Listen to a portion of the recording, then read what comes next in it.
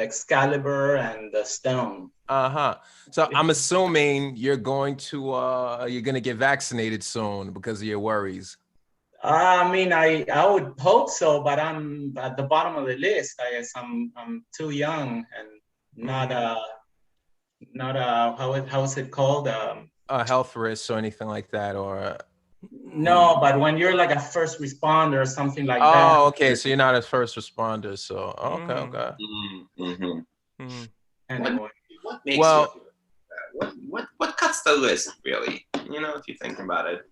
well, I mean, fortunately, I mean, it is an experimental drug, so you should be kind of happy that you're bottom, you're at the bottom of that list. So yeah, I thought of that several times actually. Yeah, I don't mind having a few months go by and see how yeah, everybody let's see. feels. Yeah, let's see if half of humanity gets wiped out first due to the vaccine, Good. Oh, and I mean, then And that is, yeah, we're gonna do that to ourselves by blowing each other up. I'm not worried about a vaccine. I it's gonna take hate. time. It might be like a time thing, you know, where the vaccine will develop in time over years, and then eventually you'll become a zombie, but not yet. And if there's corporations out there when the apocalypse happens, that they'll be the zombie vaccine, and trust me. I Yeah. mean, none of these guys are the like umbrella whatever. So I think we're okay. Was I know. that even true? I don't know if you guys seen that meme, that post going around about that whole umbrella logo that was in Resident Evil, but no one confirmed if it was real or not. They said there's a real corporation in China with that Resident Evil logo. I don't know if that's anyone heard anything about that. I have not. I didn't. I would probably I'd hesitate to say it's the one from the video game. I thought yeah, I don't know. I thought it was made in Japan, the original Umbrella Corporation, but you know, Well, Resident Evil, right? It's from Japan, so Yes. yeah. I didn't know. I haven't played Resident Evil in many I know, years. same here. yeah, yeah. Actually, I just remembered you mentioned That was a good game.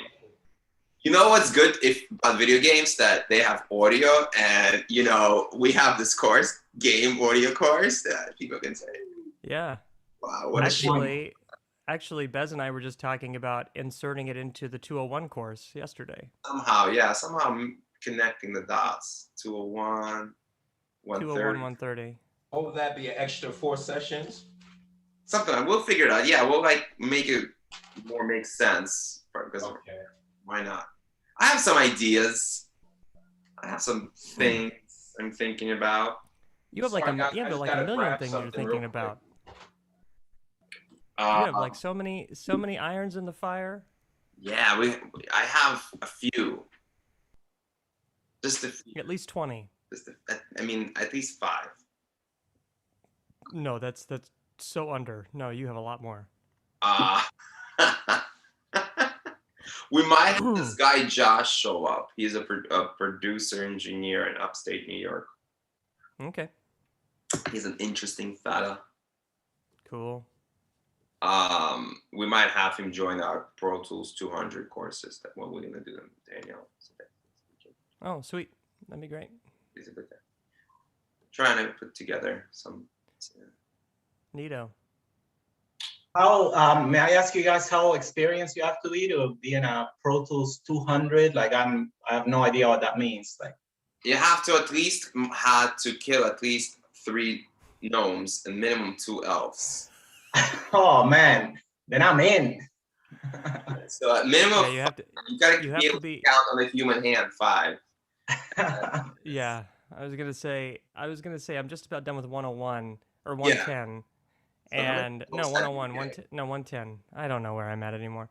And every time I open up a session, I feel like I am learning it again because there's a difference between taking the certification and like using Pro Tools a lot, and because I spend so much time taking notes down and also trying to edit the stuff down, I'm like, it's like studying for a test for college and then spewing it all out and then you forget everything. That happened to me a little bit with the 200 level. I had to But I think when we hit teach but I it. think when we hit 200 it'll be yeah, of course. Yeah, I understand. I think when we hit 200 it'll be a lot more applicable because that's definitely the level of operation I am in like logic, or probably a little higher. So I think it'll be a little easier to cross the streams. Nice, nice. So you guys are talking about a Pro Tools course that you can take online that would help you towards getting an actual certification? Yes, that's Okay, literally cool. Yeah. what MSc does. It's actually what it is. It's a certification course. Awesome, awesome. Okay, we'll talk about it more in the future, Bess. Yeah, definitely. We'll see where I go, but Yeah, that'd sounds be awesome. good. Yeah, we're trying to make things affordable and yet human. Well, I'm trying to make things affordable. He wants it to be like $1 million a course. Yeah, true. I want it to be forever. Or have 1 million students and then I'm just price. yeah. Fee. Yeah. Forever fee of $195 a month until your bank account has no more $195 a month. That wouldn't take very long for my bank account. No, I have some ideas. I came up with some formulas that I think might work. Something like $295 a course, and it only lasts like a couple of months, and that's it. That's what like each course lasts a certain amount. Mm-hmm. Maybe lasts 4 months, but it's like anyway. We'll figure it. But by the end of March, we'll have a nice 101 110 booklet sort of put together. Yeah. Mm-hmm. That'll be cool for Windows and Apple separately, which will be cool. Yeah. Around how many pages? Booklet. So far I have. I mean, the books. The books themselves are like what 300 pages each or something like that. Yeah, anyway? yeah. So these are more based off the slides with a little information. It's like a streamlined course for certification. So these are it's probably going to be about 50 to 60 pages in all, which is considerably less. Yes. Yeah. It's just like the things you need to know. It's just one of the benefits that you get for taking the certification course at Pro Tools MSc. It's like an exclusive document, PDF that you can get. And it's also, I feel like we're gonna merge it into the online course. So as you watch the videos, there's like some downloadable material, like questions and material, information. I was also thinking it'll be Bez for you in the future, like if you end up having like a team of people teaching, you can be like, okay, well I teach from this, like this is my organized streamlining course book for certification. You have to teach from this, because then you know that you can hand it off to somebody and be like, okay, they're going to follow these instructions exactly. That will be nice. Exactly. So it's not as detailed as the ebooks, which are very detailed, and they're not a replacement for those. But as far as certification, it'll be really nice to just like, okay, I'm going to go in and do this, especially if people are coming from a world that are already used to music production, like DAWs. Right. Exactly. Everything you said, basically. Yeah. Okay, dope. And Jay just sent me just kind of courses description, like description. Yeah. It's just for like the premium page when they go on the course page and they'll click on one of those items, it'll open up to other things. And of course I have to edit it, and I'm gonna look into it more. We can talk about it tomorrow at 3:00 if you're available, JJ. Yeah, we'll be. What's tomorrow? Thursday? Yeah. Damn, maybe not tomorrow actually. Yeah, keep me posted. Let me know when you Friday would be better. Maybe Friday. Okay, Friday. Yeah. Well, on Friday, Danielle and I, we get together and we have a cup of tea. Hey, Friday we do 9 and 10 of 110, so I'll be finished on Friday, so I can take the test next week. Zoom and tea. There it is. I do drink a lot of tea. Yeah. I'm having tea right now, as you can see. Me too. It's my form of caffeine. It's not that I love the smell of coffee. Like I wake up and I love the smell of coffee, but I've never liked the taste of it. I'm just not grown up enough to enjoy the taste of coffee, I guess. Really? No. How many coffees have you had though? Because that may be a factor. If you only had some base level Dunkin' Donuts, that may be your issue. No. If you have a primo Italian espresso with the cream on top, that may be a different deal. I know, and I've tried that. I've tried that in Italy, but it didn't work out well for me. That's it. And I usually try a good cup of coffee like once or twice a year just to see if my taste buds have evolved to the high level of enjoying coffee, and it's always an epic failure. Take some tea, I guess. Yeah, the tea is great. I do some nice English breakfast or Irish breakfast tea, and it's a little bit of milk. It's what it's. That's amazing. I mean, I used to do coffee. I actually know how to make coffee from scratch, like not sort of from scratch, right? You dig the bean and grind the bean, espresso machine, and I know how to make foam, like the milky, like a cappuccino. I can basically make like a cappuccino from scratch. You know what I mean? Without the machine, with the foam and everything. I have my methods, you know. But I think I was probably about 17, 18 when I started working. I got my real job. Well, I started working before that, but I got like a real job where I had to work like 60, 70 hours a week, right? So there was times I didn't have enough time to make coffee. So I would have the instant coffee, Folgers Crystal. I would keep it in a napkin in my pocket. I would put it in my mouth and then run to a water fountain, and that's how I would consume my coffee. And yeah, everyone was looking at me like, yo, this guy. JJ can have any coffee. Like, yeah. It's good. They thought I was insane. And then after some time, my hands started shaking. And I was like, I think I should probably cut back. So I was done from there. And then, actually, I started drinking the coffee again 2 years later, and then I just quit. So it's been about 7 years for me since I drank coffee, something like that, 6, 7. Wow. It's been 6, 7 days for me. Maybe 10 days. 14. I stopped coffee too. But this green, it's not even green tea. It's more like matcha tea. Matcha tea, something like that. But I think, it's a type of My wife green, loves I matcha. guess. I think black tea has the most caffeine, if I'm not mistaken, right? Does anybody know? Yes, I think so. Yeah, I was told black tea always has the highest caffeine. So I did that for some time, and then I was just done. I said, yeah, I'm done. Because you guys don't go through withdrawal, your hands doesn't shake, you don't get the shake. No, I didn't feel good. I don't feel good, so I had to stop. My body doesn't feel good from coffee anymore because I have so much. No, it doesn't. You know what? If I don't have it, I actually get really tired in the middle of the day. Sometimes I get a headache. Yeah. But I can easily have I can easily have 4 cups of tea in the morning. Wow. 4 or 5 cups of tea. Sometimes I'll have one in the afternoon. I didn't used to be, but yeah. 5 days. My headache, body ache, shivers, I had to sleep in the middle of the day. That's how it was for me too when I stopped coffee. When I quit all caffeine, like cold turkey, no caffeine, just zero caffeine. Well, the dangerous thing about coffee is that it's highly acidic. It's almost acidic as drinking alcohol on an empty stomach. So it's at least you want to have a donut or a bagel or something like that. So yeah, it's the worst. I did not have. I just did coffee in the morning, and for dinner I would have alcohol. So. Guys, I've achieved a perfect synergy that works for me, which is 1 cup of decent coffee as soon as I wake up with a piece of toast and peanut butter or something.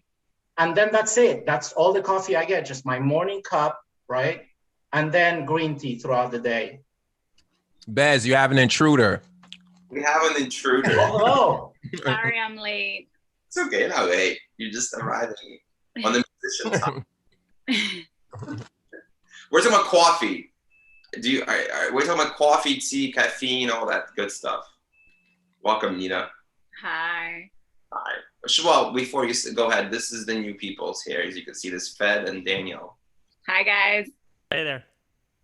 They're both singers. Oh, nice. Well, yeah, but it's not what I do anymore. So I don't really like to be called the singer. But thanks, Bez.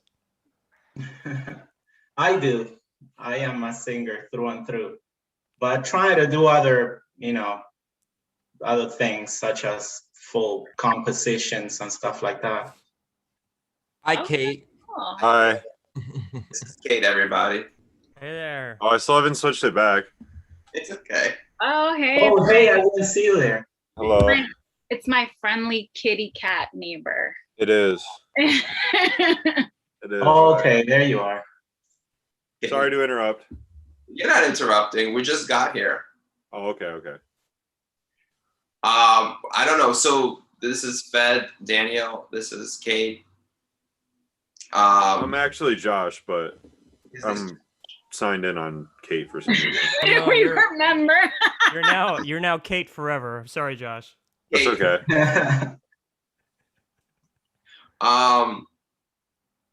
So wait, so we're talking about coffee and caffeine, and do you have anything to share with us, Nina, about coffee, caffeine, or tea? Anything that comes to mind? Like, do you consume it? Do you love it? Do you hate it? I need it. I love it. I can't go without it. If you guys drink, anybody drink Four Loko, the caffeine and alcoholic beverage? Killed at least 4 Locos. In a can, yeah. No, you guys never drink that? Yeah. It killed at least minimum of 4 Locos. No, actually, people have died drinking it. I think they pulled it off some shelves at some place. They sell it in the Bronx like crazy. I'm surprised you didn't see it, Nina. Four Loko, you didn't see it? Yeah, I've seen the Four Loko. Okay, yeah. A lot of people drink it.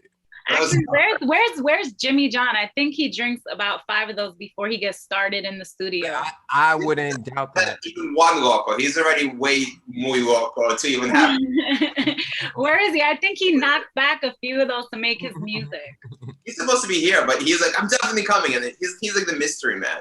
He has too many cars. He has too many houses. He got too much going on, you know? He has quite a few projects going on. I like his sound. Yeah, he's a what is he, an engineer producer? Yeah. Slash artist. Slash artist. That's right. He does get on the track. Engineer slash Bob the Builder slash. Yeah, he doesn't look like how he would sound. You wouldn't picture him when you hear his music. Yeah, it's pretty cool. Kate, So what are you up? Vocal ranges. What's going on in your life, Kate? What are you up to? Working. Okay, fine. Just recording, mixing, all that. Okay. I just had an album I did come out that I think Nice. sounds pretty good. If you guys want to hear it. Yeah, we do. I can link it. But it's Q Da Vinci, QDE Vinci, and it's called Painted with Words. And I did. Why don't you just drop it in the chat? Yeah, because it doesn't you're look live like, and they can't see the chat. It doesn't look like anyone's gonna remember. Oh, we are live. You're right. I mean, Bez, I thought you were gonna send out a thing so we could all share our stuff anyway, because I haven't heard any JJ stuff either. Oh, true. Oh yeah. what? I want to send it to you guys. Yeah. Oh yeah, Jay, I've been meaning to get back to you. I'm so sorry. No, it's no problem. Oh man, I had a couple of sounds I wanted to send you. Okay. No, it's no problem. I don't know what you guys talking about. Oh, it does not show up. The chat does not show up on Zoom. You're right. Really? No, it shows up. What do you mean? I didn't know this. Like, why am I the one that doesn't know this? Everyone just seen that, right? Yeah, hi. Yeah. Oh yeah, there we go. I see that. Yeah. Well, I'm not seeing anything. I don't know what you're talking about. You don't see it? What am I supposed to see? The I said chat. hi. The chat. Hi? The Yeah. hi? Oh, I see it. No, we see it, but our audience doesn't see it. Well, the audience is. Oh, right. But that's okay It's top because secret. It's top secret. yeah, but you have to be part of the Zoom. You have to be in the in-studio audience, not the televised audience. You see, you gotta get to the level of the in-studio audience, just like the Jimmy Kimmel show. We're the Jimmy Kimmel, and then we got the inside audience of the Zoom, and then there's level. Okay, that's the. Oh, nice. Okay, I'm clicking this now. Okay, so. Yeah, if any of that's where it's at. I think if I screen share it, will show at least like the cover of it. Yeah, please. Painted with words. Sword. I want to see it. Use the airtime for promotion. There it is. Ooh. There's your 10 seconds of Wait. air. Drip. I wonder what drip means. Wait, that was too quick. I thought it was supposed to be quick. Wait, all right. Jeez. Hey, you're a tease. Yeah. I only have one screen here. Hold on, wait. No, just share it properly so we can actually see. I did it. It's in the chat. It's in the chat. No, just share the screen again. Press the play button on drip because I want to know what drip means. And I would love to find out what drip means actually.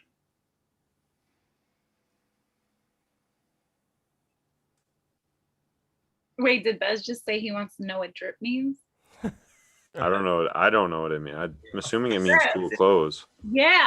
I can't say it enough. How many times did it like hip hop songs and no idea what they're talking about? No idea. Ooh. You've got some drip. Is that the Gator t-shirt? Yeah, you're good. Yeah. See? I replaced the gator with the word resist, but it's very difficult to see on the screen. Okay, well I pulled it up. Maybe I drip. pulled it up on my So Spotify. drip is I'm gonna actually listen to it later. How do you use a drip in a sentence? My faucet drips. Because it's got like the Louis Vuitton Yeah. around it. Is that what? Just so you guys know, I'm the whitest person ever, so there's no Oh, way I I'm gonna love use that. it. I'm I not love gonna use it, that though. functionally. Oh, I love it. All right, so I guess JJ, you and I got to be the tokens here. Totally.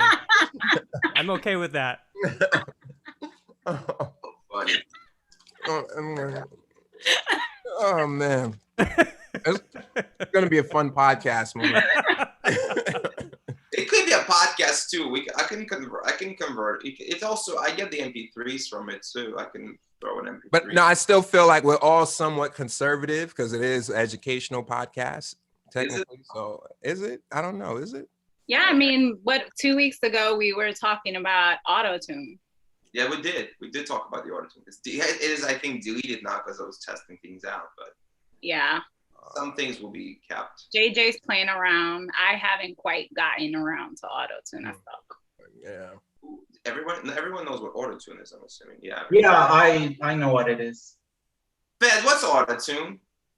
I don't need it. That's all you need to know.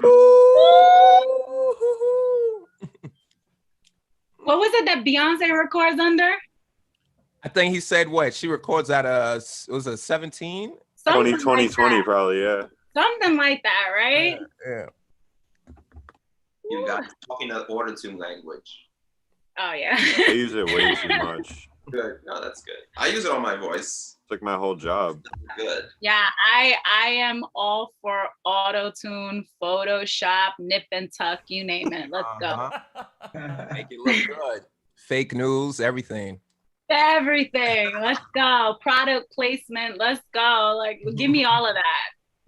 I'm with it. Like a template. You just need a template, the Pro Tools template that you open it, and then you just sort of sing into it, and then it does the rest for you. You know what I mean? Just kind of go, and then it just goes, it just makes it a hit for you. What was the other program that Melodyne. There you go. Melodyne. Does Kate have any tips for us for auto-tune? Josh. Yeah, what kind of tips do you want? Do you use it? What tip, Kate? I use the Antera's Auto-Tune Pro all the time. That's the one I have too. Yeah, all day. I mean, that's pretty much all we record. But 20, if you do 20 and then put the Humanize on 20 and just hit classic, it'll pretty much work on everybody. Oh, You really? go like really low if it's like 50, 60, 70 if it's like a real singer. Not like not someone trying to make the sound. Like a lot of people like the sound of auto-tune. Like when it sounds robotic and fake, you Like mean? when it's There you go. That's Yeah. real good. Yep. Oh wow, we have a walking auto-tune right here. Yeah. Yeah, we have a lot of people that do that. There's a bunch, and then there's if you have a lot of bass going into it, it sometimes messes up too. So if you have like actual like sub coming off the mic, it'll kind of mess it up. And plug a guitar into it. It's kind of cool. Yeah, instruments are great. It's really cool. actually Yeah. really cool with auto-tune, Like yeah. pitch bend on a synth is weird. It's like you can do some cool stuff with it. Can you- Instruments. Is there such thing as like too much like humanize or flex tune on it? I don't ever go above 20. So I Really? don't know. I just So only eight- use so 20 or 80 0 with both of those 80 would numbers. be 80 would be crazy then. Yeah, I don't know. I've never even attempted to do anything but 20 for the humanize and the flex pitch, and the flex pitch doesn't even work unless you unclick the classic. So I only really use that sometimes. Yeah.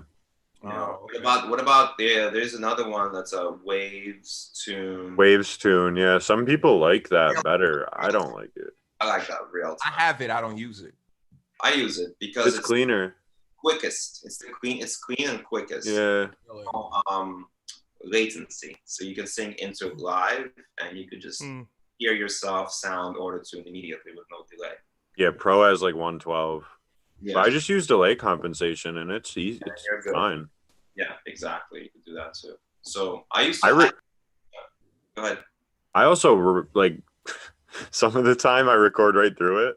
Like, you mean you record, you use like I set it up and just record right through the auto tune so that my audio tracks, so I don't have to copy it around a million times and all that kind of stuff. Because like once they like it, I never change it. It never changes. You can always add more on top, but you can't obviously undo it.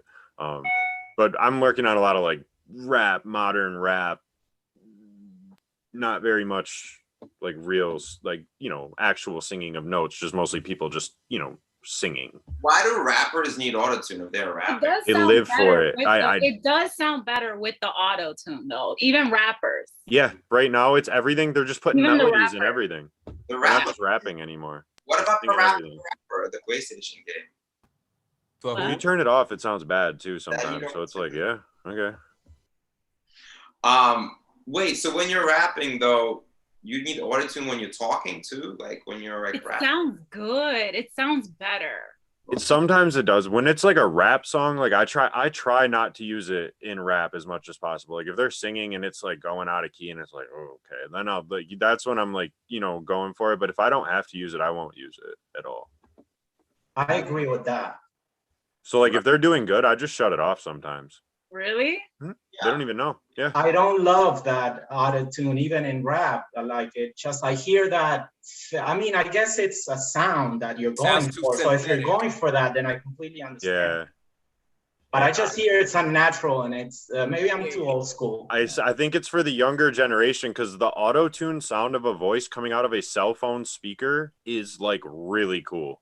Like, I'll give it to him. It sounds I think cool. You nailed it. It really does. And like, on like even like these like cheap computer speakers, like it sounds cool because there's not really much music going on. All you're hearing is the vocals anyways. So I think that's why it's such a big thing, because I've been trying to figure it out myself too, because I wasn't a big fan, but I get paid I have to do it. That's all I do. So I had to get good at it. So I'm in like a rap. I only really do rap. I'm dying to do more bands and real music type of stuff, but I'm in just like, it's all rap, R&B. It's it. So that's fine. Well, question. Even an artist like Adele would use autotune sometimes. I'm assuming. Yeah, I could be I would guess that they put it on her just in case she goes out a little bit. I mean, I see it as it's just a tool to really just clean it. Adele does not. Like, you know, sometimes like it's not necessarily to give you that. It's just like to give it like a nice smoothness. Yeah, Adele performs once. And then the whole song, she just sings it once, and then at the backup, she sings it twice, and that's it. She doesn't sing it. That's it. So she doesn't do this. So there's no 3 layers, 4 layers, 5 layers. So is it a myth about the whole? Listen, you got to do like 10 layers when you record a track. It's all about if you like. Depends on who. When you sing the song, you sing the song, and then you know if it needs another layer or not. You listen to it. You can't just predict that it needs a layer.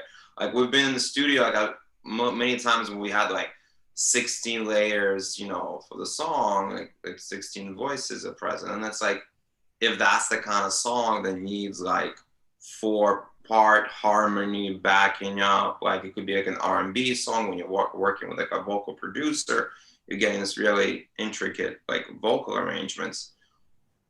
Or you can have like somebody like an Adele who's just singing the one. I just heard a song "Hurt" by 9 Inch Nails guy Trent Reznor, and it's just him with no auto-tune, just one voice through, just him singing. Not good. It doesn't even sound good. Like the voice, it sounds like he almost hits the notes. Like, and it sounds weird. Like it's like, I don't know if today it would fly, but from when it happened, it was fine. Everybody loved it. Do you know what I mean? Yeah. A male, like a guy singing with the guitar and the drums, like you don't really need like a second layer per se. Okay. But now if you go like Panic at the Disco, they have layers, right? Because it's like super produced. I think that's what it is. I think it depends on the producer. Because like Trent Reznor is also a producer, so he purposely says no, it's gonna be one voice on purpose, right? So you have to make those decisions. Okay. As I was reading this article, and they said how like the major artists like Drake and Kanye, they would only do one layer. You know, they don't do backup, or they won't do like 2 layers. And oh no, correction. They said their producers would use one layer because when you hear one layer, it sounds more intimate on a track. If you hear multiple layers, 3, 4, anything past like 2, 3, it loses intimacy. So they would just want one layer, one vocal throughout for a verse specifically. Maybe for rap, but for singing, it depends. Like for singing, if you would need more. You would need at least 2. From my experience, yeah, we did layers because you really need some of that like extra second sort of like dub or backup. And usually at -8 decibels down is good. Wait, so Drake only does it when he's on both? That's what I'm saying. Like when you read the article, is it him doing it on both because he sings and raps? Well, so the article wasn't specific, but they did say that the artists like Kanye, Drake, you know, some other artists, they started only doing one layer, especially in the verses, because it's more intimate and you can focus solely on that one layer. There's no backups, no 3, 4, 5 layers. They said just so you can focus, it's more intimate when you do it that way. Even though there are people that, you know, they'll do multiple layers. Yeah, but guys, you can do anything you want. Yeah, I was just gonna say, I think it just really depends. I like that. On what, I think that's you know, I mean, it's all creative, it's whatever. Like, I think it's just really depends on the sound you're going for, the style, what you like. It's just whatever you want. I mean, you want to like like you want to overproduce it, you should overproduce it. You don't want to produce it, don't produce it. Just sing once and play your guitar once, and that's it. Like it depends what you're going for. And your market, like, do your audience like it, or do they think it's horrible? Like, you know what I mean? Yeah. Do you audience like it? Do you even have an audience? Like that kind of stuff. Right? Yeah. That's cute. And just to prove you can produce it anyway, listen to everything from the 60s and 70s and where the drums are coming from and where the guitars are coming from and wherever it's awesome. Yeah. And it's very basic actually compared to today's production. Like, but it sounds great. I listen to stuff too. Like 20s. I have some records I have a record from the 20s. It was printed in the 20s. Oh, really? Like the physical record? Yeah, from the 20s, like 1929 or something. What medium is it printed on? I'm sure it's not vinyl. Is it vinyl? It's vinyl. Oh, it's vinyl. Okay. Yeah, because they had that during they had vinyls between World War I and World War II. That's everybody used to listen to, all the soldiers, all the countries, with like these stress on the vinyl before they kill people. That was like right after Cylinders, though. Yeah, I don't know, but what's that about? Cylinders? Yeah. No, before vinyl, it was a cylinder. It was the And it played like that, right? Yeah, I've seen that before. Yeah. And you would put it, and it's the same thing, but like you said, it's a cylinder, and you would, What would your collection your collection be of then? What would it be like? They come in little cardboard or whatever. It'd be in a little tube, and you take it out, you'd slide it in a thing, and instead of the needle going around like this, it goes around like this. Right? It's so cool, actually. It's They're pretty really cool. Yeah. I'm assuming the 20s record only has one side, right? Is it two-sided? It has 2 sides. Really, it does? I'm 29 though. I don't know if that's... Oh, okay, 29. Okay, because before that, it was only one-sided. It would only grooves on one side, and they were thicker and heavier. You needed a heavier needle, like an actual, like old Victrola to play it. Nice. That was cool. Yeah, I've seen some, not in person, but I've seen it. It's so cool. Yeah, I was a gift from a manager. I never bought it. He just has tons of collectible items. That's so cool. I'm a huge fan of vintage stuff. Like I honestly now I have like a huge collection of like a bunch of, like I bought so many. I found them at the thrift store. Oh wow. Listen.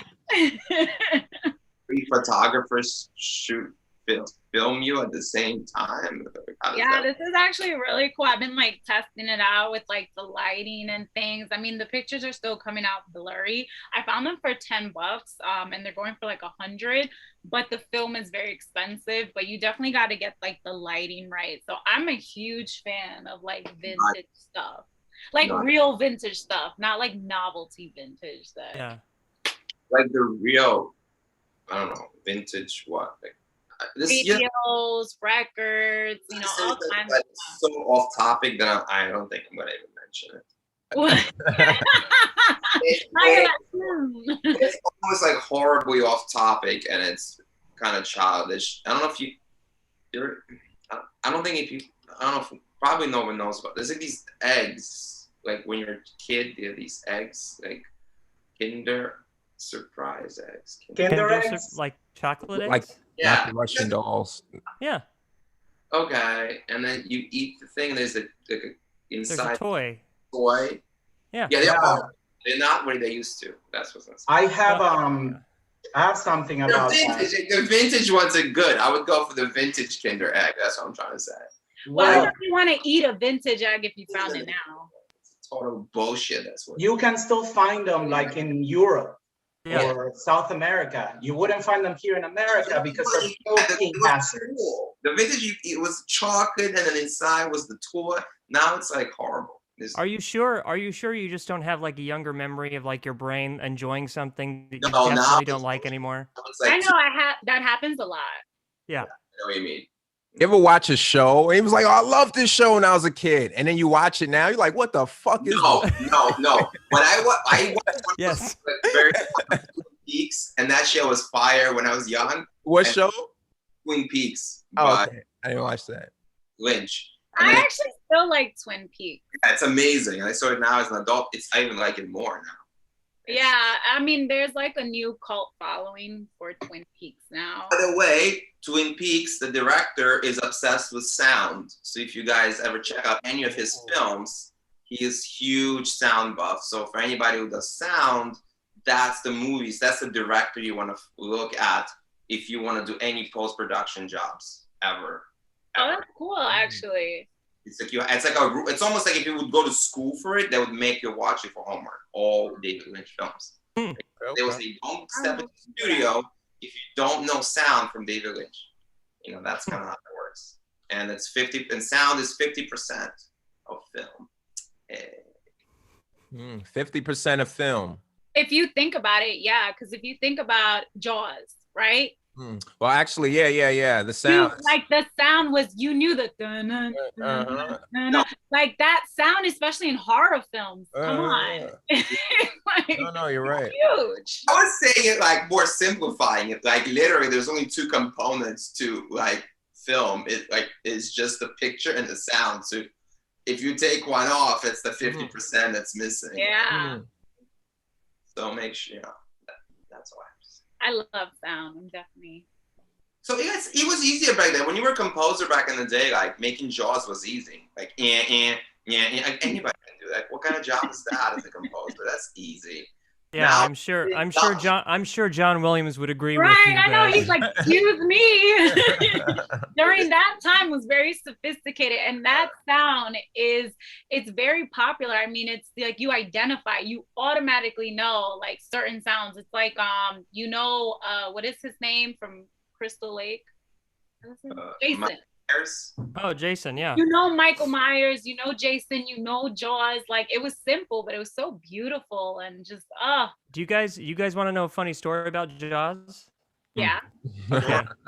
So by the way, I'm the big like music composer nerd, so this is gonna happen a lot, and I apologize in advance. No, I love it. But John Williams, who had already done music for George Lucas, you guys may have heard of Star Wars, Indiana Jones, all that kind of stuff. Yeah. So sounds like a bunch of indie films. What? Bunch of indie films. That's right. Indiana Jones. That's how they came out with indie films, right? Indie. But anyway, he was introduced to Steven Spielberg, and he's like, I think it was George Lucas, and he's like, oh, you should use my guy. He's like, really great. And Steven Spielberg's like, okay, I have the shark movie, and I need you to develop this score. He goes, okay. So he comes back to the studio one day, and he goes, okay, I have this idea. And he like plays the last two notes on the keyboard, but and literally he was laughed at. They were like, "No, seriously, what did you bring?" And that's like the story of the beginning of the most notorious soundtrack in like horror, you know. So wait, how did he get movies. past that ridicule? Right. Now, you know, Well, because you know, I'm sure there's a lot more like peppered information in between. First of all, he's already working at a high level. He's already made a bunch of like successful scores. So I don't think it was more like, ha ha ha, get out of here. It's more like, okay, really, you have to convince me. So obviously, he convinced him that this is going to be awesome, and it was. Yeah. So in other words, if he wasn't already accomplished, we never would have had that sound. Well, you never Oh, know, because definitely. I also Yeah. feel like if you piece something together and you put the sound combined with the image, you're like, okay, I get it. Because sometimes someone may not get something until you see the whole picture. So maybe you never know. I mean, it could have worked out. You know what? True. You know who should have been really the composer for Jaws? The Baby Shark person. That would have been a hit. They got like 2 billion views on YouTube. Listen, let's make something. Let's make another. What's that Asian dude? What's the Korean guy? What's the Korean guy who did that song that got like 3 billion views on YouTube?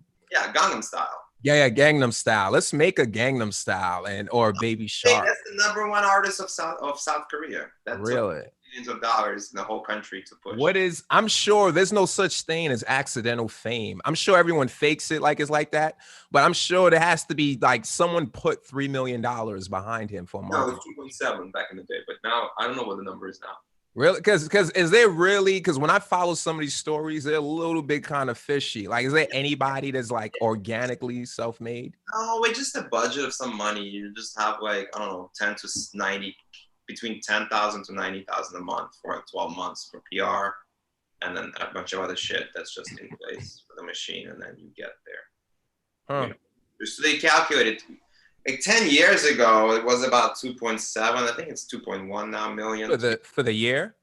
No, just how much money do you, let's say you want to be a famous artist, you need about $2 million. $2 million. Oh. Even in this day and age. I don't know about today, probably a million. But you can probably, because it costs about 90,000 a month to do the PR, right? So it's about 90K a month. So you need 12. Oh. Now, what about like indie artists? Say I just. That's what I'm saying, because Little Nas X, you know, you look at someone like him, right? Let's just use it as I think was he there might have. really something behind him? That's what I want to know. Like, was it like a genuine song that just No, he or was was there really, someone behind him pumping it and money like a publicist? That's what I'm saying. from what I read or what I came across, they said he was technically, so what these labels do, you're signed, but they don't want to present you as being signed. They want to present you like, oh, look at this artist from this little small town or whatever. So to my understanding, he was technically already signed. They just lied and presented him that way. Like, oh, look, he blew up off TikTok and That's now what I'm he saying. has the success. That's what I'm saying. Like, is it really that he just happened to create this dope record that just took off on its own because people kept sharing it? No way. That's what I'm saying. Like, it's because that's how they play. That's the story that they're always pumping it with. On your own, but it'll take you like 20 years, which is fine, but it takes about 10 to 20. It's the same. There's no way it could have happened a year just $2 million naturally on its own. break it up into whatever the money. Like, you don't have 2 million in 1 year. You have it in 20 years. Okay. Or if it's $1 million, still, it's like, what is it? I don't know, 50,000, 100,000 a year. You do it for many years. I would love to do it the Russ way, because he seems as an indie artist. Then he's signed to an indie label. Like, how do you? Is there such thing as okay, I don't have 2 million, but I have realistically 30 grand. It'll take you. No, with 30 grand. What do you mean 30 grand? No, for indie, not for commercial, like just off radio. Who is gonna know about you for 30 grand? Streaming services, SoundCloud or YouTube. 30 grand is very. I mean, you can do a song for 30 grand and you'll get somewhere with it, but like 30 grand. Realistically, waste of time. No. You'll have your song with 1 million views and people will talk about it, but then you need the next 30 grand for the next. That's what I'm saying. You would need the next step for like different outlets. And that's not realistic. 30 grand, just put 30 grand every year. You have, you do it for like 5, 6, 10 years, and there you go. You'll be famous. If you're interested in being famous, I'm just not necessarily interested in that sort of situation. That seems too stressful. fame. I mean, you know. It's fine. It's maybe you guys inspiring me. Maybe I should go drop a single. Listen, aren't you supposed to do a what was the genre you said? We'll call You it want drip. drip. You wanted you wanted workout music, right? Or running music. Start working on at least one track of like workout music and maybe one track of like some other kind of. Are you the vocalist on there? Yeah, probably. Yeah, I'm gonna be me and maybe a few more people. Like, I don't know. Where I was, whoever wants to, I'll work with different people. I spoke to Daniel once about it. And That's some vocal artists here. yeah, we have vocalists here. I might just go for an artist who's already known, and just pay them to be featured on my album. Just so I don't have to pay for promotion. That's another way safe. That's what we used to do when I was signed to a label. We did it all the time. Like a safe way to get famous is you just work with already established name. And then it's just like, you just rather spend, we spent like, you could spend like 10 grand on like an artist who's kind of well known. Or you could talk to them, hey, I don't have 10 grand, I have 5, can do it for 5. And if they like the song, they're like, okay. That's for like what, a C-list? People know each other. Pharrell Williams produced a beat for this girl I know, Azalea Banks. And she only they decided, okay, it's gonna be $6,000. That's it. That's all we charged her. See, the thing about that, know each other, he just needed some money for his time. Yeah. right? But then, see, there's the other half of that a lot of people don't know. Like, yeah, you can pay an artist to sit there and work on your track, do something with you, collab. But then, depending who the artist is and what the label behind them wants, because it'll help you can promote it, but that means that they can't necessarily promote it. Because I know in my time working in the industry, I've come across that several times where certain artists have gotten other artists on a track with them, but that artist couldn't promote it. Their label didn't allow them to do it. So then it was just stuck with you and your audience promoting it. If I'm making any sense. It's like, let's say, for example, I got Jay-Z on my track. I was able to afford him. I got him on the track, but Jay-Z will never promote it. His label or whatever, his whole camp won't promote my track, but I can promote it. But then it's like, you know. That's a good point, Nina.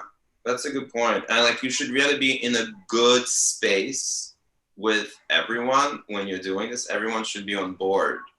And it should be a team effort, and money is really secondary at this point. You should really focus on the work, on the art. Everyone has to be happy. And then there's just some necessary funds that you just have to pay. But that's really how it is. You shouldn't really look at it as like, oh, I'm going to pay money to, no, like, just do the work, make sure it sounds good.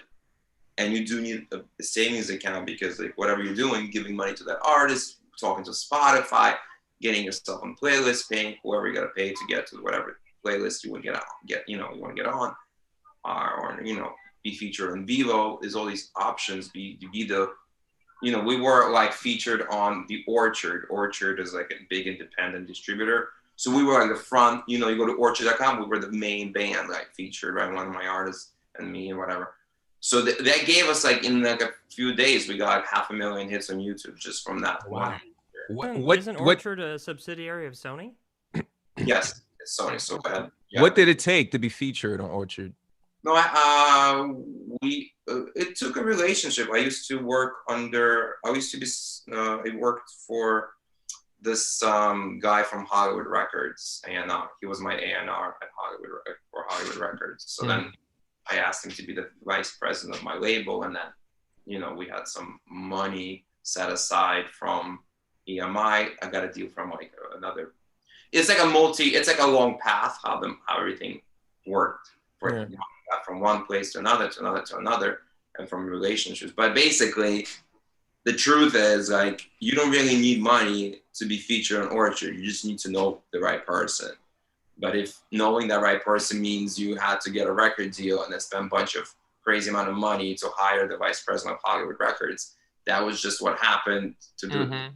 Or you could just have drinks with the guy, girl from Orchard, and be like, hey, can you just like, it's whatever you do. It's like whatever your feel it. It's whatever your elevator pitch is, Yeah.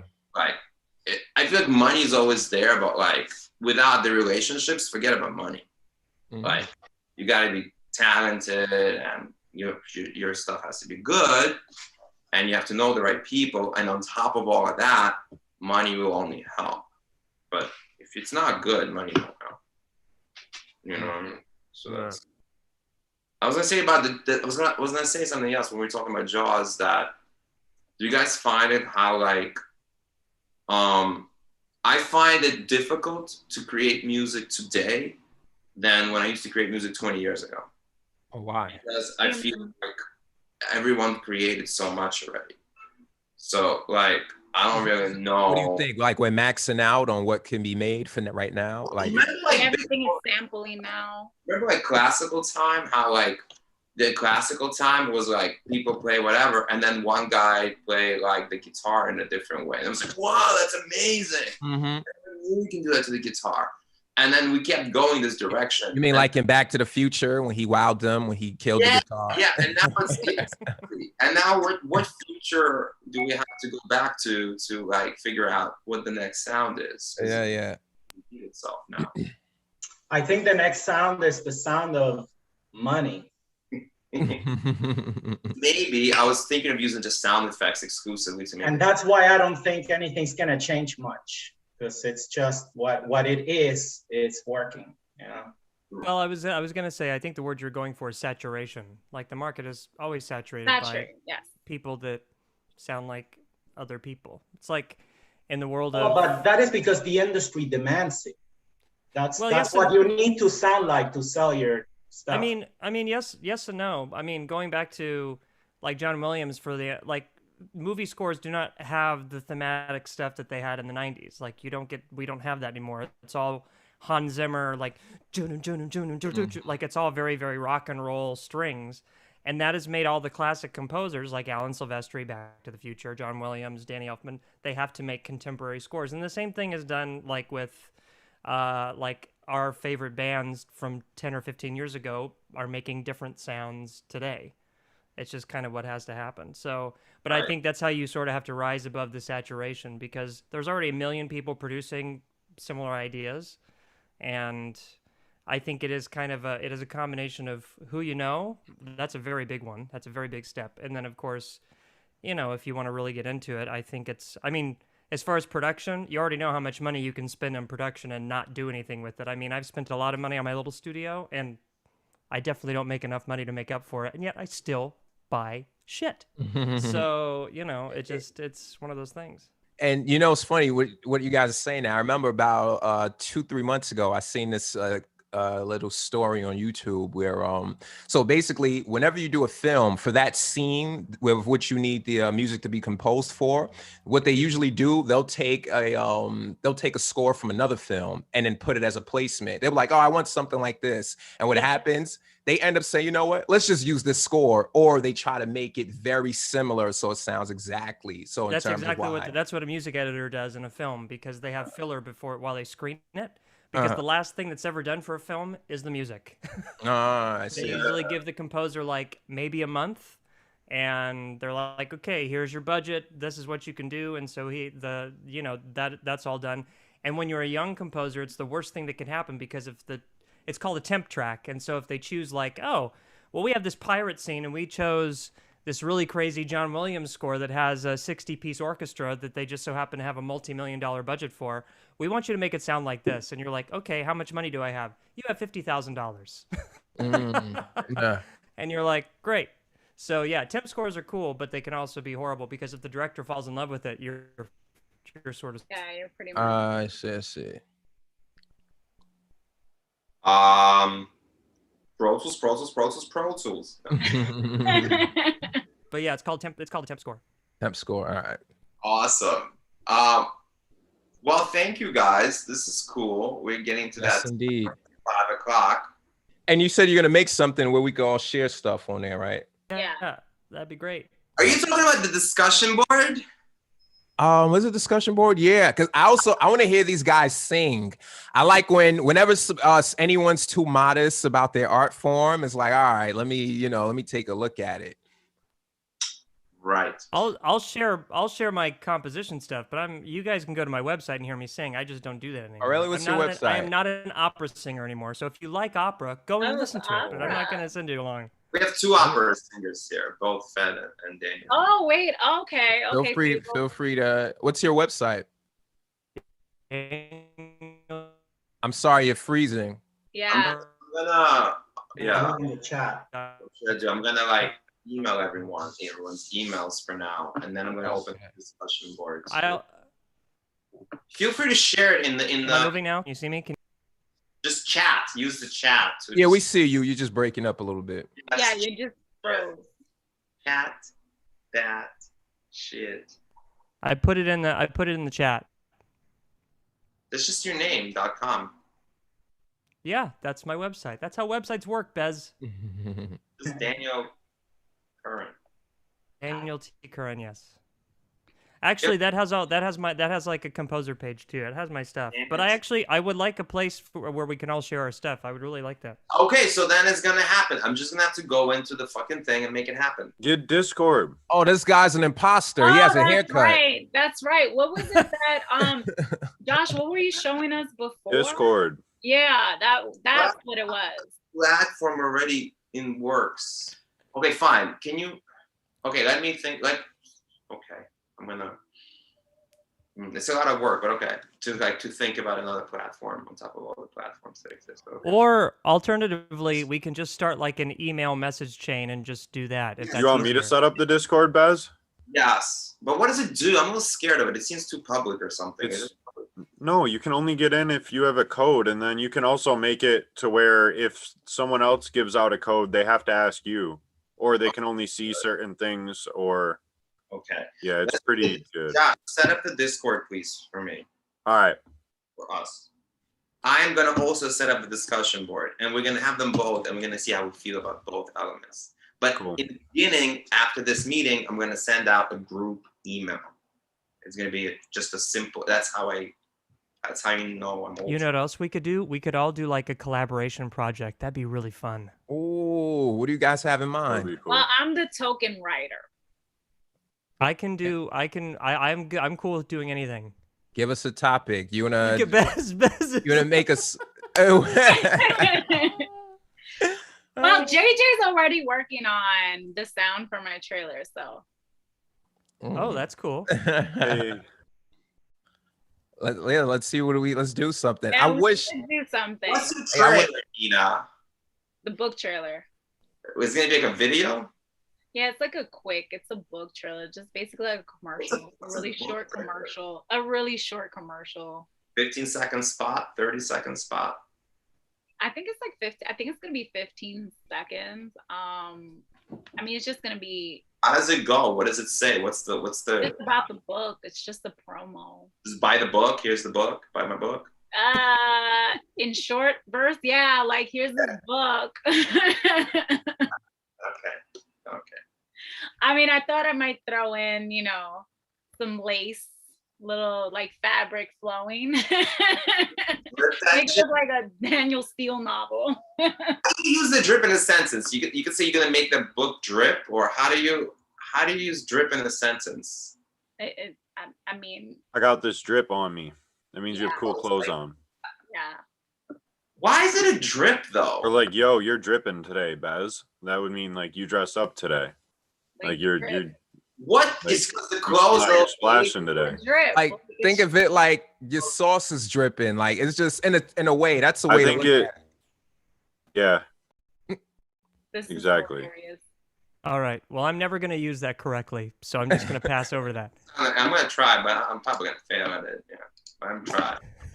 It's so funny. Sometimes I have to like repeat like rap lines back to people, and I'm just like, I'm the same way you are, Dan. I'm like, yeah, I have no sort of vocalness to me at all, other than this sort of awkward. No, you want to know what's funnier is writing rap verses for artists, and I have to read it back to them, because there are so many artists nowadays who call themselves rappers, but they don't write. So then I have to step in and write a verse for them. And it's half of these songs, I feel like you just got to get in there and just go for it. Because if I were to read it out loud, it sounds so stupid. And if you see half the things I write for them, it's hilarious. I'm like, yeah, this bitch's drip was wild. We just doing our thing out loud. Like, oh my God. I'm like, it's the stupidest thing, but I mean, for me, it'd be more like, so the chicks don't even know the name of my band, and they're all on me like they want to hold hands because when I blow, am I right? Yeah, this is what it would be. This is me in the you know in what the room. though? I think But you know what's funny? cool. With the right flow, that would sound like dope as fuck. I think that would be so cool though. It would be the opposite. Do you look at me and like, does the word flow go through your brain? No. You know what? Listen. I actually would love, you know what? Josh needs to put something together with you rapping. But you know what's funny though? That's what I think we need that's so different in music. We need everybody to cross genres and do I completely agree with you. It's whether you want to hear me cross genres. That's the listen, question. I would love to hear that. We need it. I'm all for people making. I would love that. We need a Korean gangster rapper like yesterday. Like that would like Jimmy James. We're missing Jimmy James. Yeah, Jimmy James. Yeah, that's him. That's Jimmy James. Korean gangster rapper. Yeah. Like, But I would love for them to stay within like the traditions, because then I think that would be so much better. Like if they like rapped about their culture and their grandmas. I think that's what's needed, not like a rapper trying to be like hood. Like I feel like it would just sound so much better. I think it'll be so cool. there is a Spanish guy, and I don't think he raps, but I don't think he sings either. And he is like the ex-boyfriend of Rosalia, and he has a song with grandmas. And I don't know his name. I don't know his name, but he's all about the cult. He's like the male version of Rosalia, and he doesn't really sing or rap. He's like in between, that thing in between. Yeah. I don't know, that weird sound where I guess don't do either of those, but you kind of get the right vibe going. I get ballads. Yeah. And it's all in Spanish, but you see the grandmas and him like playing like Domino's Uno or whatever. I would like to hear that. Like, I want to hear somebody say, like, I didn't come from the streets. I don't sell drugs. I don't have a lot of money, but my grandma takes care of me. Like, come on. I could do that one. I could do that one. I don't do it. Yeah. I promise you. You know what's funny? Throw in that I grew up on a farm, and then it's done. You know what's funny? As you're saying that, you're waiting for a build up. And then build up, and because I grew up on the farm. Yeah. I'll tell you that this is hard. All right. Well, we have a working idea. We'll keep on. We'll go hard on the farm. 4 a.m. You know. Now we just need a $2.7 million budget. We need to make Bez. I need you to make those phone calls about the people you know. Yeah, really. Call my investors. Well, no, actually, we have Jimmy James. He said he can make a song go viral for $2,000, right? So that's an option. Oh, he said between for $2,000 fun. and I'll give him $4,000. $2,000 and see if he can keep up his word. Yeah. What do you think? What do you think about that? Is it really that? Would it be that simple? Because if you go viral on TikTok these days, it's pretty much it. No, it's not it. It's not it? Okay, I guess. Because who here goes to TikTok on an everyday basis? Everybody that's not our age. So I was gonna say I don't even have TikTok. None of us are gonna hear it, and no one who goes to TikTok. Like only the people from TikTok are gonna hear it on TikTok. Do you know what I mean? But then they say they community. They hear it on TikTok, then you want to hear it again. It's like, oh, let me go to Spotify and play it and look for it on my Spotify or my. I mean, does payola still exist? Oh yeah, off the books. You know, like, is that still around? So that's what I'm saying. Like, I guess like you have the different platforms. I feel so old. I don't know. I feel so old. Like we gotta go to the DJs and be like, play my song. You can just like submit shit to shit, and it'll like if they like it, they'll play it. You know. Can you imagine how many people submit? The real question is not how much. What's the budget to promote a song? Is what's Bez's budget to promote a song, if you know what I mean. We had a guy who did the homie discount. Yeah, so all the dance music radio guy we had was three. It wasn't payola because you pay a consultant. So he was a famous radio guy who put all the famous dance music in. Because I had a dance production, so everything. The moment I got really like a big production deal was for dance music. When I did the hip hop, I was just an engineer, producer. But then for the dance stuff, I was like a writer, producer, right? Yeah. So from that, but it was only $3,000, and you give it to a guy whose job was just to know the radio stations, you know, and he would give to all the DJs. So it wasn't payola. It was like you're just paying a consultant. If he pays to the DJ, then that's payola. But you having a consultant who's charging $3,000, let's say, a month on the retainer to constantly pimp your music out to radio stations, that's not payola. That's just you're paying a consultant. Okay. To be a radio consultant person. So we used to do that. And it was $3,000 a pop. Like you just go, here's a new song out. You go promote on the radio. Here's $3,000. But as far as I know, he didn't give any money out to the radio DJs because he just has relationships. Yeah, and I can't imagine what kind of payola is it gonna be from the $3,000 he has to like. What is he gonna give him? Like $100 a happy meal? Like what kind of payola is that? You know what I mean? Like, that's true. So I don't know these days, but like Spotify, if you know somebody at Spotify, like I know a guy who knows a guy at Spotify. If I hit him up, then we can get to the Spotify guy, and then that guy's job is to just like put music on Spotify. So I don't think he's gonna charge money. It's just the music has to be out that person's taste. Oh, okay. If, like we do this crazy cross promotion, cross genre is gonna be amazing, and we love it. And then we give it to the Spotify guy who just exclusively listens to like, I don't give me like a weird genre of music, dubstep or something, right? This is dubstep, and he'd be like, "This is not dubstep. Fuck that!" Like, you know what I mean? So like, it's like he could be amazing. So in other words, we would have to know his taste of music, his genre of music. It's complicated. You gotta know everything. Right? Yeah. You should do if you want to get somewhere. You should go to like sign up to like a DJ pool, digital DJ pool, and that's like where DJs get all the latest songs and like. Our songs there, if they like it, they'll be like, "Oh, this is cool." Is that like do you sign up for that for DJ pools? Yeah, so there are DJ pools. That's how you get famous, right? You can like, so you can sign up to every DJ pool there is. Some of my brother's getting into dance music right now. Well, it's not just dance music; it's just all music. Like Beyonce makes a new track, the Beyonce makes a new track. That track is gonna be on DJ pool. Like every DJ pool is gonna have it.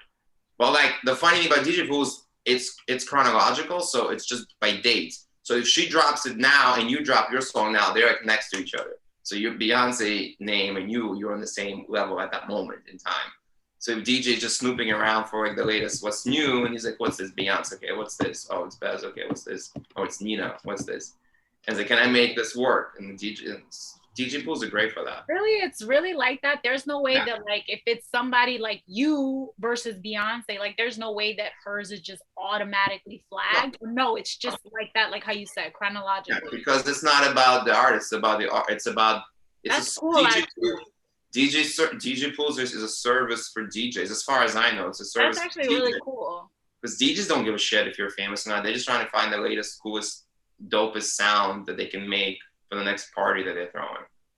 Right? I like that. So they're just like trying to like, can I mix Beyonce with like some kid in Kazakhstan? You know, what happened with one of the famous songs I know now on the radio? It's like some random person found this random person from this DJ pool, and there was a song from you know the Borat land, right, from Kazakhstan or whatever, and then it sounded like weird, but then the DJ liked it and then tweaked it and like pitched it and made it faster or whatever, and now it's like a big song that everybody knows. I just can't remember the name, but like yeah, so that's why it's like because it's fair, it's a fair game. But it's some DJ pools are private, you can't get to. You have to be famous, like you have to be invited.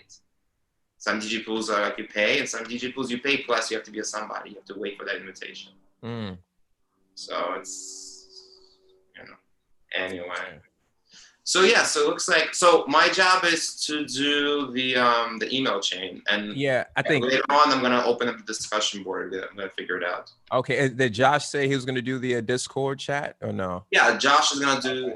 Kate's gonna do the disc. Oh, he changed to Josh. Kate is Josh. Yeah, that was the quickest trend. I know. I didn't even notice. that was the quickest snip in history. Oh, yeah.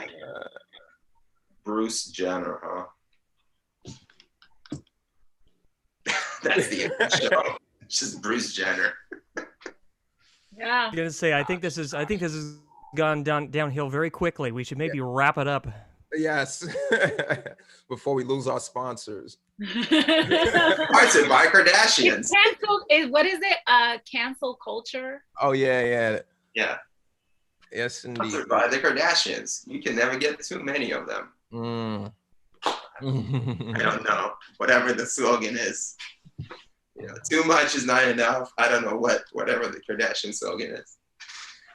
I used to work for the Kardashians. I used to make the music for them, so I can make fun of them. I'm allowed. Yeah, I'm allowed.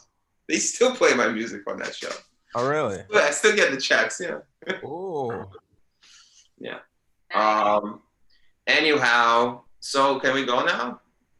Yeah, we can go now. This was great. Thank you guys. This was a good one. This was fun. We had 6 people. We talked about Jaws. Scores. Oh, well, by the way, so we closed on Jaws. So that, I believe it's called a leaf motif. It's basically a sound that represents a, shark or person or whatever. And when you hear it, you know that shark's coming. Yeah. No one caught on to that. He said we close on Jaws. Closing Jaws, never mind. Close on Jaws, yeah. Yeah, leitmotif. You're right. That's exactly what it is. Yeah. If I had the power of like a part, there it is, leitmotif. If I had a power of like an editor, right, immediately I would have the baby shark come on right now as we're closing down. So goes in Jaws, and then the baby shark. So baby shark, baby shark. I wonder how much money that song made. Probably a lot. You don't want to know. I mean, you just want to. If you anything, maybe we should make a dumb song to make more money on that. To make money like that for YouTube.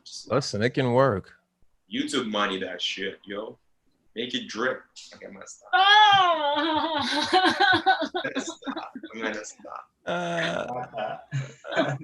There's no way to end this thing, so I don't know how to end this show. We always have a problem because nobody wants to go, but everybody like wants to. You know what I mean? Nobody wants to go, but it's like. Anyway. I mean, all I have to do is press the red button. It's hard.